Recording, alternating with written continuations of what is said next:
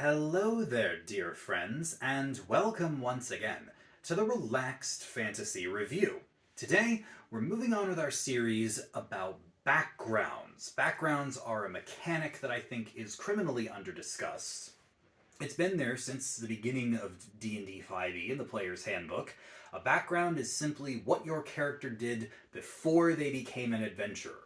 The acolyte before you become the cleric, the sage before you become the wizard, the soldier before you become the fighter. And in the Player's Handbook, there were plenty of backgrounds that were given, and they gave some decent buffs, skill proficiencies, tools, languages, extra features that really made you feel like a well-rounded character. But in the more recent books of D&D, we've been seeing backgrounds really step it up a little bit, and we're going to be seeing more of them as time goes on. And today we're talking about the backgrounds you find in this book, Bigby's Glory of the Giants. And the backgrounds within, there's only two of them, but they are substantial, and I think they deserve talking about. Before we get into the details, though, I'd like to let you know, Relaxed Fantasy Review has memberships. For just $1 a month, you can support me here on YouTube and get a couple benefits. First of all, you get a little badge next to your name in the comments, letting folks know you're a supporter. But also, you get early access to the videos. I upload videos every other day, and for the members of the channel, they get early access. They get to see them a day early.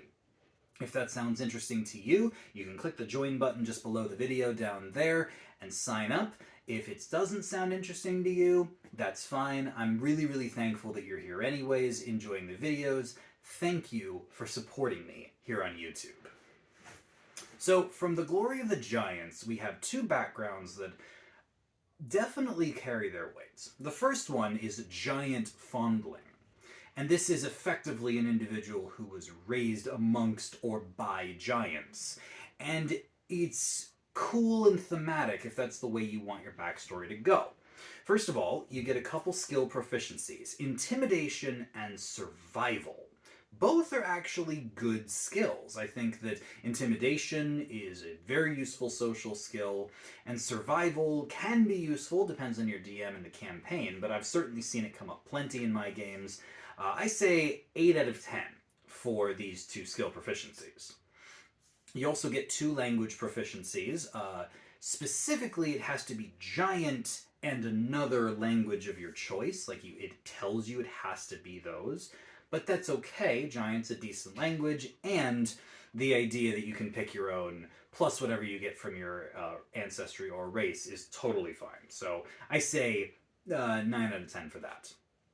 And then you get a free feat with this background as well. It gives you the feat Strike of the Giants. And Strike of the Giants is an interesting feat. When you attack someone with a weapon attack, you get to add a specific buff to that attack. You choose one of the types of giant, and whichever one you choose, that buffs your attacks. It could be anything from just some extra fire damage, to a bit of extra frost damage and dropping their speed, to a bit of thunder damage and making yourself invisible, or extra weapon damage and knocking them prone. There's a lot of different varieties in here, so you can pick your favorites. You can do these a number of times equal to your proficiency bonus per long rest. So it's a few times per day that you get to buff a weapon attack. It's kind of like a little mini smite, almost. I think that this is okay. A lot of the features have saving throws, which are based on either your strength or constitution modifier, so you can still do this if you're dex-based and just based it on your constitution. I think that this is decent, but not amazing. I think that the extra features here are useful. I don't know if they're feat-worthy, though. This is the sort of thing that I would expect to get from, a class feature or a subclass feature, but I suppose I shouldn't really complain that this is coming from a background. Still, I'm going to give the Strike of the Giants a 7 out of 10, and I'm going to give Giant Fondling an 8 out of 10 overall. It's still a very good background, and getting a free feat is nothing to scoff at. It's just not the most powerful feat out there. On the flip side, the other background that comes from this book, the Rune Carver. Now this is more what I'm talking about. First of all, You get 2 skill proficiencies from this one as well: history and perception. Perception is arguably the greatest skill in the game. It's certainly the one that comes up the most often. And I say, just for that alone, I'd give it a 10 out of 10.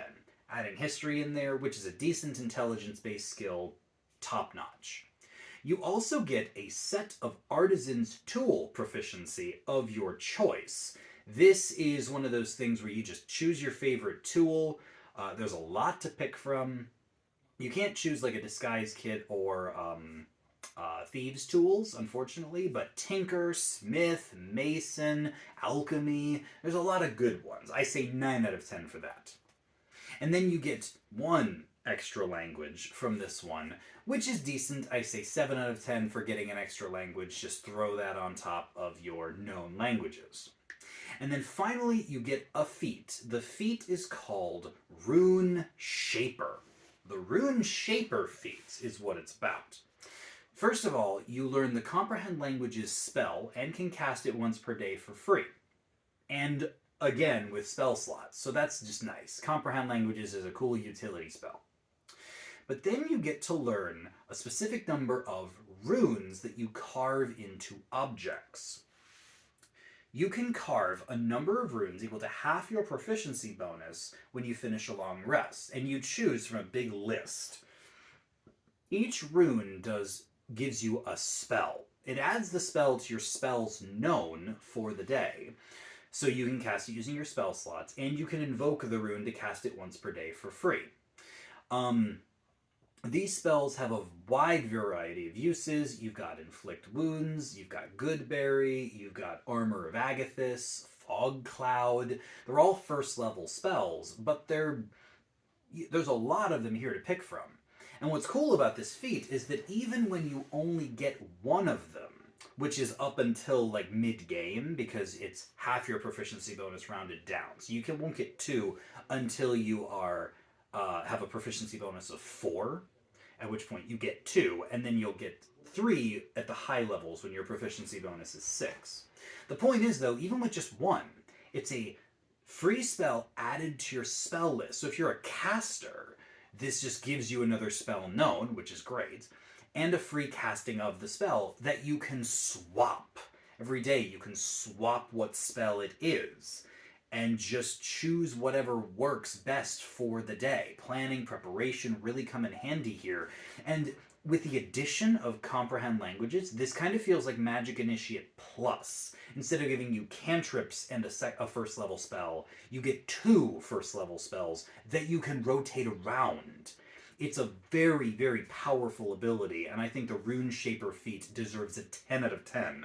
Adding bonus magic to spellcasters and just magic in general, a free casting of Comprehend Languages and another random spell of your choice, great for a fighter or somebody else who doesn't use magic. I say Rune Shaper is fantastic, and I give Rune Carver, the background, a 9 out of 10.